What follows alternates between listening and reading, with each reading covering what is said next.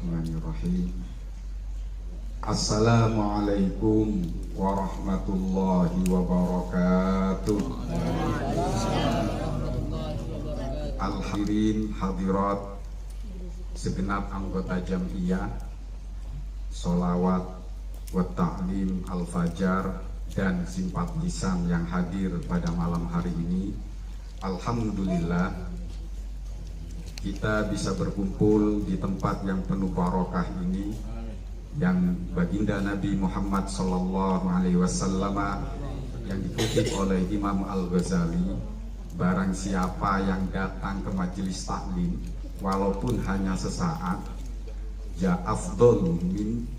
jauh lebih afdol daripada Anda sholat tahajud 1000 rakaat. Kurang enak pinter kalau gabung Jam'iyah tapi yang ada kajiannya Pak. Para bapak, para hadirin, malam hari ini saya akan membacakan kitab tafsir Jalalain surah Yasin ayat ke-28 hingga selesai, karena pada waktu yang lalu Al-Fakir membaca kitab Fathul Qorib, akan saya selang-seling ketika pas jadwal saya malam hari ini tafsir Jalalain, nanti berikutnya Fathul Qorib, agar cepat hatam Pak. Tafsir Jalalain sudah hampir 3 tahun. A'udzubillahi minasyaitonirrajim. Bismillahirrahmanirrahim.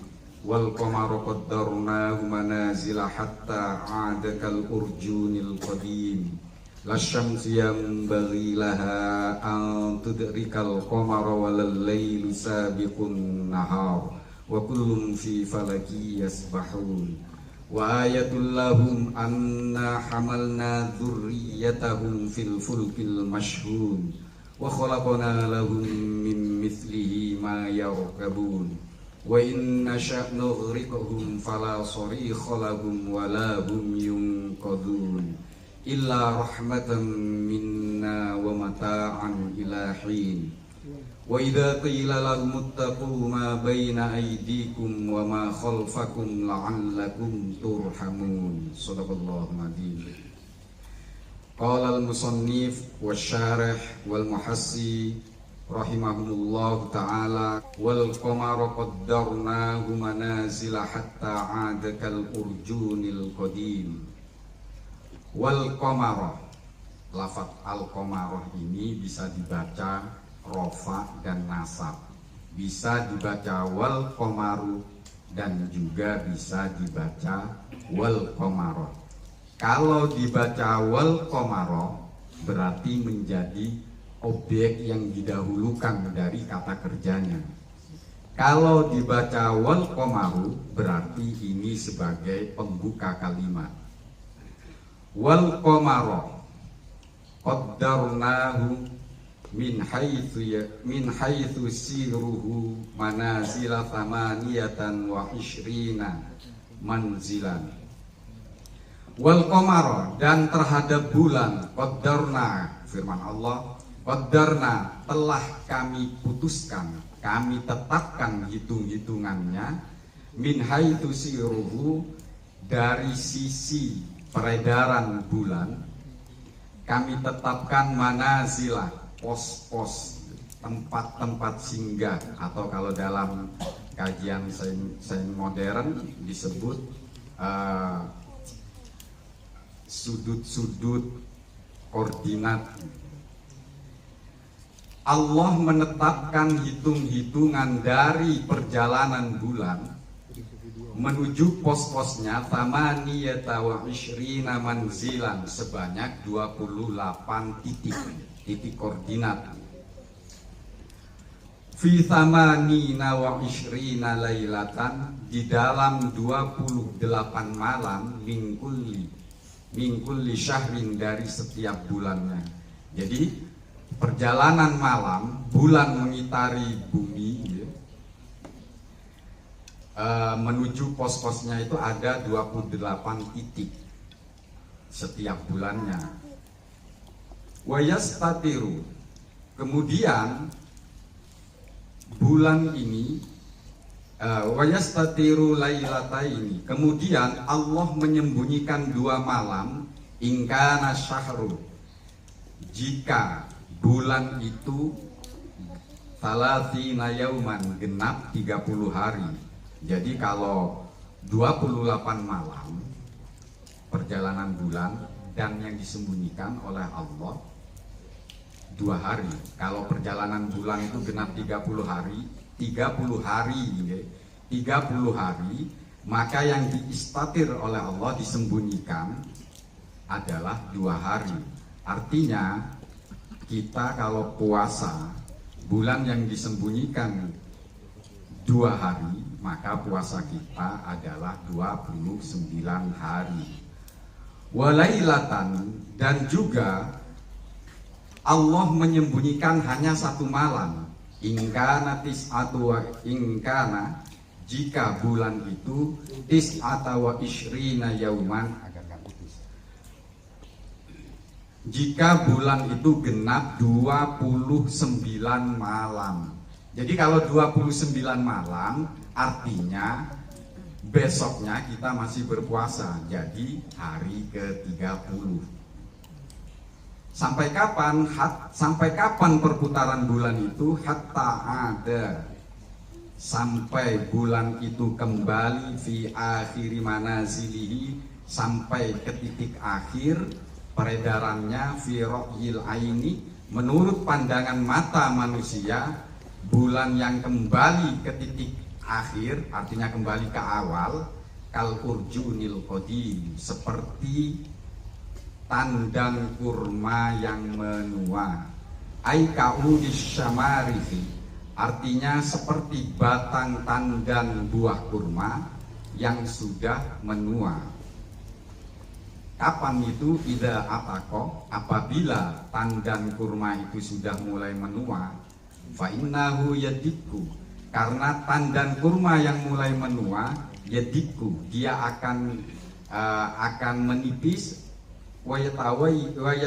wayatawassu, dan dia akan melengkung, wayasfarru, kemudian dia akan menguning. Jadi bulan itu perjalanannya untuk terlihat oleh manusia, kadangkala dia mengalami satu fase yang mana bulan itu berdekatan dengan matahari sehingga mata manusia tidak bisa melihat. Makanya di sini oleh Jalaluddin As-Suyuti ditafsir tidak terlihatnya itu 2 malam jika hitungan bulan itu genap 30 hari. 30 malam dikurangi 2 berarti cuma 2 malam. 2 malam ketika kita belum bisa melihat bulan ketika di 20 malam karena tersembunyi 2 malam, maka besoknya kita berpuasa dan puasanya cuma 29 hari. Tapi kalau perjalanan bulan itu genap 29 hari ya, 29 hari berarti malam mungkin melihat bulan, besoknya kita masih berpuasa genap 30 hari gitu. Jadi kalau di NU itu ya, teorinya yang dipakai imkanur ru'yah, kemungkinan kita bisa melihat hilal, makanya harus melihat pakai mata dan dihitung derajatnya di atas ufuk itu berapa. Misalnya di atas ufuk itu mungkin nggak manusia itu bisa melihat bulan hilal itu, nyumun, bulan baru itu. Tapi kalau Muhammadiyah itu memakai teori hisab, hitung. Yang dihitung itu wujudul hilal, keberadaan hilal, bukan tampak oleh mata.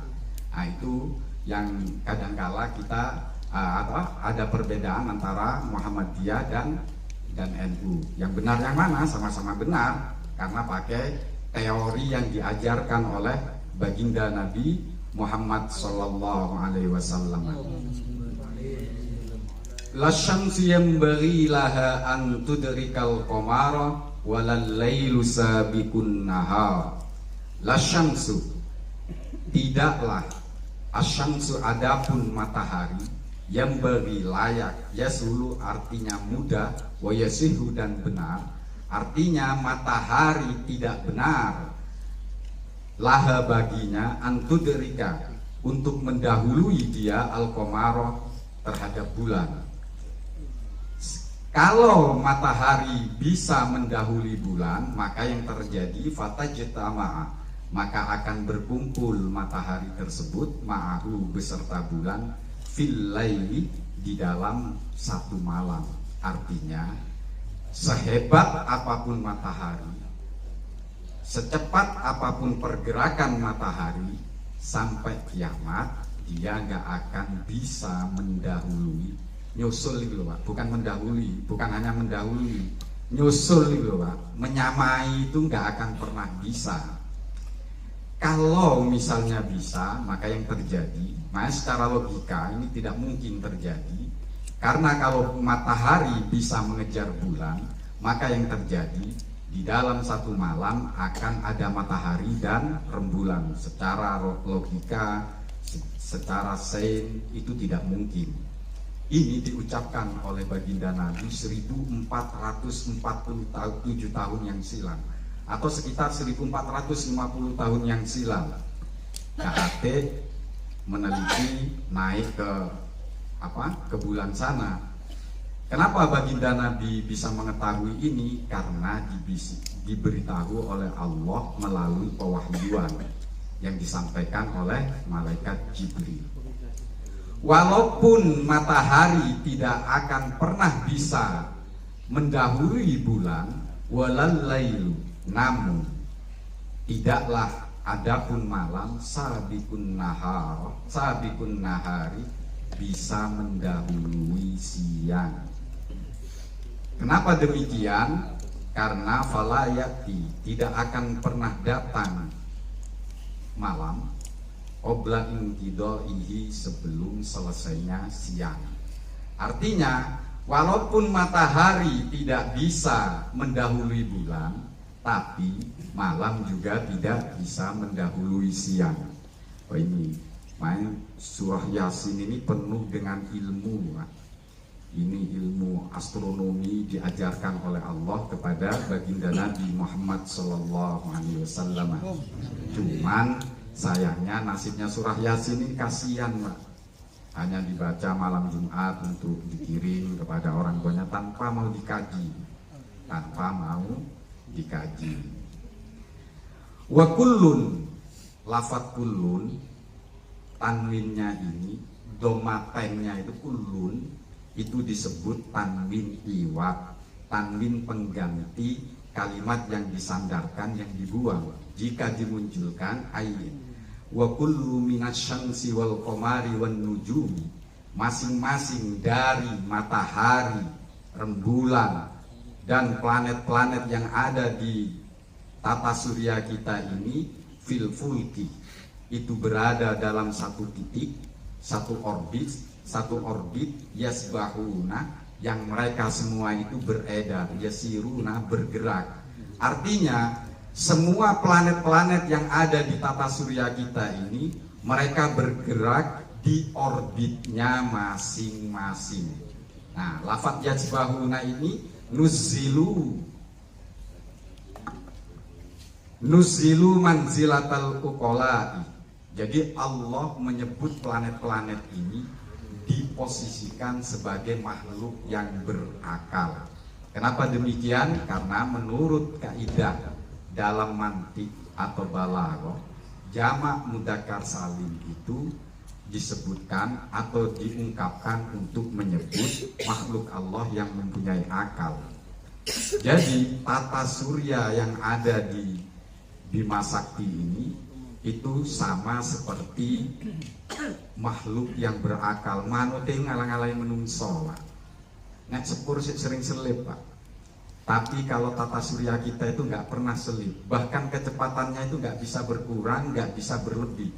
Kalau berkurang, dia akan jatuh menimpa bumi kita.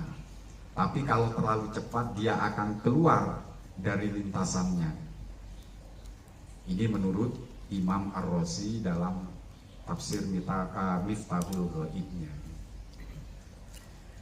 Kemudian dalam ketetapan Allah, perhitungannya Allah di situ bisa menentukan mata arah, dibuat semacam gate, kalau tempo dulu itu kalau planet Capricorn atau bintang Capricornus ada di sini, itu berarti kita berlayarnya harus ke sana seperti itu. Atau bisa dibuat perhitungan kalender Komariah, kalender Hijriyah, dan juga bisa khusus orang yang mendalami tentang perhitungan ini bisa tahu. Ada teman ilmu falak ini teman saya, ini saya saksinya, teman saya itu mendalami ilmu falak. Dia bisa menghitung daun yang akan runtuh besok pagi ini.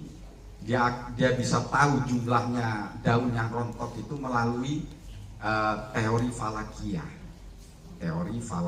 Jadi teori falakiyah itu bukan hanya bisa untuk menghitung kapan bulan itu terbit, kapan tanggal 1 itu terbit. Oleh karena itu Imam Al-Ghazali mengharamkan mempelajari itu, karena kalau tidak kuat dia akan menjadi paranormal, karena bisa menebak. Jadi di setiap titik itu Allah menentukan, sama kayak sampean pernah nonton film, di detik kesekian si aktor itu meninggal misalnya. Ketika film itu diputar lagi, tidak mungkin akan bisa berubah meninggalnya orang itu. Di sini disebutkan takdirul azizil alim, hitungan yang ditetapkan oleh Allah kepada seluruh makhluk. Terus apakah, ini sering terjadi polemik, ada yang mengatakan Rasulullah itu bukan manusia visioner, tidak bisa melihat masa depan. Rasulullah bukan hanya bisa melihat masa depan melalui pewahyuan, bahkan beliau bisa menceritakan masa lalu dengan detail. Ketika mengisahkan tentang Ashabul Kahfi, ketika menceritakan akan datang ketika ditanya di dalam salah satu hadis, Rasulullah ditanya tentang amaratuha, tanda-tanda kiamat. Rasulullah menjelaskan kepada sosok laki-laki yang sebenarnya Jibril menyamar sebagai manusia, bertanya tentang tanda-tanda kiamat. Kata baginda Nabi, ketika engkau melihat orang yang tidak memakai alas kaki itu, kata Rasulullah, yang bertelanjang dada itu, mereka mulai berlomba-lomba meninggikan bangunan, maka itu tanda-tanda kiamat. Nah, yang ditunjuk oleh Rasulullah itu A'rabi, bangsa Badui, salah satu suku yang nomaden di bangsa Arab ketika itu, yang sekarang menjadi Qatar, yang menjadi Dubai, yang menjadi Uni Emirat Arab, yang sekarang juga menjadi Najd, yaitu salah satu daerah di sekitaran Riyadh itu. Mereka sekarang dulu tuku sandal nggak mampu, tuku kelambi nggak mampu, itu ditunjuk oleh Rasulullah. Ketika orang itu yang setiap hari mengembalakan hewan ternaknya itu mulai berlomba-lomba meninggikan bangunannya, dan mulai orang-orang menganggap orang itu sebagai sultan-sultan, penguasa-penguasa dunia, itulah salah satu tanda-tanda kiamat, kata baginda Nabi. Itu terjadi dan diucapkan 1500 tahun yang lalu. 1500 tahun yang lalu. Andai kata kita menangi ketika Rasulullah bersabda, nggak mungkin percaya, Pak. Nggak mungkin kita percaya. Bagaimana mereka mau meninggikan bangunan, wong ditandur kacang itu gak urip, Pak, nang nggone Mekah itu, di padang pasir itu. Ditanduri jagung ya gak urip, apa maneng pari. Nggak mungkin kita itu percaya kalau tidak mendapat hidayah dari Allah. Makanya kadangkala ada dari sebagian kita itu berfantasi, coba aku menangi Kanjeng Nabi. Nek potongan kados kula niki wis akeh melu Abu Jahal Pak. Aman, panganan jelas. Melu Kanjeng Nabi disiksa awal-awal nggih. Jadi kita harus mensyukuri keadaan kita sekarang. Baik, kita lanjut nggih, sedikit lagi. Wa ayatul lahum anna hamalna dzurriyyatahum fil fulkil mashhun. Wa ayatun, dan adalah satu tanda lahum bagi mereka. Mereka ini dalam konteks ini ditujukan kepada orang-orang kafir ketika itu. Tapi tidak, ayat ini ditujukan kepada semua umat Nabi Muhammad sampai akhir kiamat, kepada kita juga. Wa ayatun, dan menjadi satu tanda lahum bagi mereka ala kudrotina, yang menunjukkan tentang kekuasaan kami, kata Allah, anna, bahwa kami hamalna, mengangkut kami dzurriyyatahum, terhadap leluhur mereka, wa fi qiraatin, dalam satu bacaan yang masuk dalam qiraatus sab'ah bisa dibaca dzurriyyatihi, bisa dibaca dzurriyyatahum, bisa dibaca dzurriyyatihi. Kalau dibaca dzurriyyatahum itu bermakna anak keturunan mereka. Kalau dibaca dzurriyyatahum itu bermakna leluhur mereka. Jadi Allah mengangkut leluhur umat manusia fil fulki, dalam satu bahtera, ai safinatin nuhin. Di sini dicontohkan oleh Imam As-Suyuti sebagai bahterannya Nuh, al-mashun, yang syarat dengan muatan, al-mamlu, yang juga penuh dengan muatan. Jadi diselamatkan Nabi Nuh dan para umatnya, itu adalah satu tanda yang menunjukkan akan kemahakuasaan Allah. Karena dari yang selamat di bahteranya Nuh itu menjadi kita ini, Pak, kula jenengan, karena kita harus meyakini di Al-Quran itu dibinasakan semua, itu semua makhluk.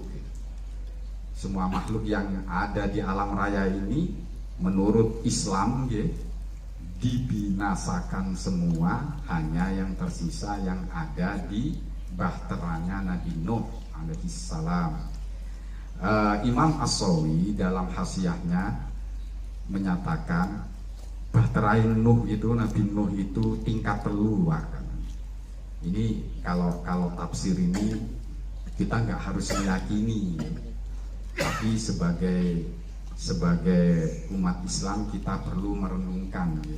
Jadi bahteranya itu tingkat telu, yang paling bawah itu khusus hewan-hewan yang berbisa dan binatang buas di bawah. Di lantai kedua itu khusus hewan-hewan melata, hewan-hewan ternak itu. Di lantai 3 khusus manusia dan aneka ragam burung. Ini menurut Imam As-Sawi ketika menghasyiah tafsir Jalalain. Kemudian wa khalaqna, kami ciptakan lahum untuk mereka, bagi mereka, mim mithlihi ay mithli fulki Nuhin, artinya yang seperti bahtera Nabi Nuh. Wa huwa, apa itu? Ma adalah kendaraan, amilu, yang mereka membuat kendaraan itu ala syaklihi, bentuknya baik perahu-perahu kecil maupun perahu-perahu besar, bita'limillahi ta'ala, melalui pengajaran Allah subhanahu wa ta'ala. Mereka membuat satu kendaraan yarkabuna, yang mereka bisa mengendarai atau menumpangi fihi, di dalamnya.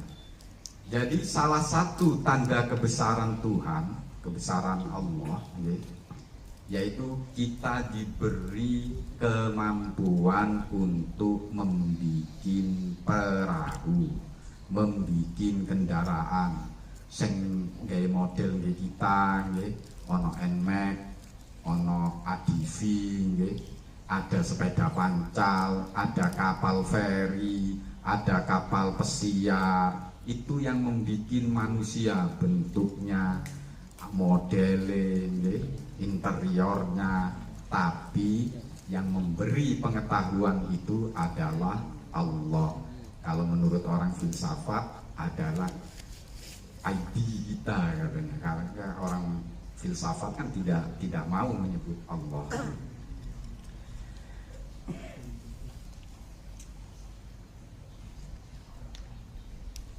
Sedikit lagi Pak. Wa inna sya'nughriquhum, kendati pun kita manusia ahli dalam membuat kendaraan, pesawat terbang ataupun kapal laut. Wa inna sya', jika kami, kata Allah, jika kami ingin, kata Allah, nughriquhum, maka kami akan tenggelamkan mereka ma'jadi sufuni, beserta kapal-kapal atau kendaraan-kendaraan mereka. Ketika kami telah menenggelamkan, mau menjatuhkan pesawat, arep nubrukno kereta api, arep nubrukno sepeda ontel nanggone tembok nggih. Kalau sudah dikehendaki oleh Allah, maka yang terjadi fala sorikha, maka tidak ada satupun penolong, mughithun, yang menolong dalam keadaan darurat itu, lahum, bagi mereka yang sudah ditenggelamkan oleh Allah itu, walahum, dan mereka semua tidaklah yungkiduna, ada yang bisa menyelamatkan, illa rahmatan, kecuali yang bisa menyelamatkan karena ada rahmat minna, dari kami, kata Allah, wa mata'an ilahin, dan sebagai kenikmatan duniawi, ilahin, sampai ada batas yang telah ditentukan. Aila nunajjihim, artinya tidak akan ada yang bisa menyelamatkan mereka illa li rahmatina, kecuali karena rahmat kami, lahum, yang kami berikan kepada mereka, ana, dan juga sebagai kenikmatan iyahum, kepada mereka, biladdatihim, mereka semua bisa menikmati karunia yang kami berikan itu, ilang kidoi ajalihim, sampai ajal menjemput mereka. Walaupun kita itu punya kepandaian, Pak, arsitek ya. Saya jadi ketika membaca ayat ini, saya jadi ingat film Titanic, Pak. Ketika launching kapalnya itu, insinyurnya ditanya oleh salah satu penumpangnya, kira-kira aman nggak kapal Anda ini? Sang arsitek menjawab, Pak, dengan sombongnya, ya, jangankan badai, katanya, Tuhan pun tak sanggup menenggelamkan kapal ini, karena dia yakin dengan kemampuannya, hitung-hitungannya yakin, sampai dia menjadi pongah seperti itu. Yang terjadi, kapal Titanic ditenggelamkan di Samudra Pasifik. Saya ingat ketika membaca ini, nek aku gelem, ini bahasa bebasing lah. Allah berfirman, nek aku gelem, tak tenggelam, gak akan ada orang yang bisa menolong, dan gak akan ada orang yang bisa menyelamatkan, kecuali aku seakan baru tak selamat. Jadi ada dua keselamatan itu, Pak. Ada yang istidraj, ada yang rahmat. Istidraj, orang itu diselamatkan, ketika selamat tambah keadaan gaya, Pak. Tambah keadaan gaya, itu istidraj namanya. Ada yang diselamatkan melalui rahmat, ketika terselamatkan dari maut, dia akan lebih memilih jalan untuk mendekat kepada Allah Subhanahu wa Ta'ala. Semoga kita yang hadir malam hari ini masuk dalam kategori yang kedua. Kita diselamatkan oleh Allah karena Allah sayang kepada kita. Jikapun kita melakukan kesalahan, semoga Allah memandang kita yang melakukan kesalahan ini sebagai kesalahan orang yang disayangi. Jadi kalau orang bikin salah kayak apa, tapi dilakukan oleh orang yang paling disayangi, pasti wonten pangepura ya, Pak.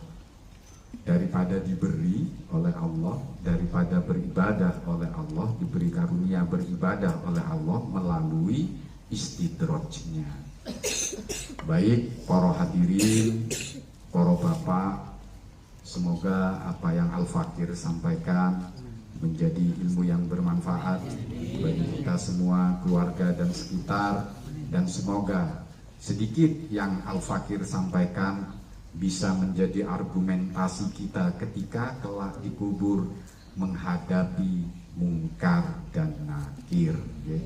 Kita bawa ini Pak, tafsir Jalalain ini kita bawa. Saya pernah membaca tafsir Jalalain, mendengarkan tafsir Jalalain. Sampai jangan bayangkan Pak, cuman marubbuka wa man nabiyuka langsung dijawab. Enggak seperti itu Pak, enggak seperti itu. Walaupun Anda bisa menjawab marubbuka Allahu rabbi rutukondi, kata mungkar nakir, tahu dari mana kamu kalau Tuhan itu Allah? Makanya yang dibaca di tahlil itu fa'lam annahu la ilaha illallah. Fa'lam, harus tahu kita, harus tahu Islam itu bukan agama sekedar doktrin. Wis pokoknya ngono Islam, enggak lah, harus pakai rasio kita. Jangan wis pokoknya ngono, enggak boleh itu Pak. Harus ini ditunjukkan tanda-tanda kebesaran Allah. Sampai delok, sampai bisa nyetir itu Pak. Itu tanda kebesaran Allah. Lawang wesi benda mati, bisa sampai perintah ngalor ngidul gitu. Tapi di titik situ selihai apapun kita, kata Allah, wa inna sya'nughriqhum itu. Nek aku karep jare pangeran. Walaupun Rosi tak tibokno, walaupun Rosi saya jatuhkan, walaupun siapa yang sekarang itu Mark Marquez itu sampai pedot Pak, gitu. Jadi apapun yang kita punya, itu anugerah dari Allah. Tanpa Allah, tanpa kasih sayang Allah, kita nggak bisa ngapa-ngapain. Baik para bapak, wal akhiron, wal afu minkum, tsummassalamu alaikum warahmatullahi wabarakatuh.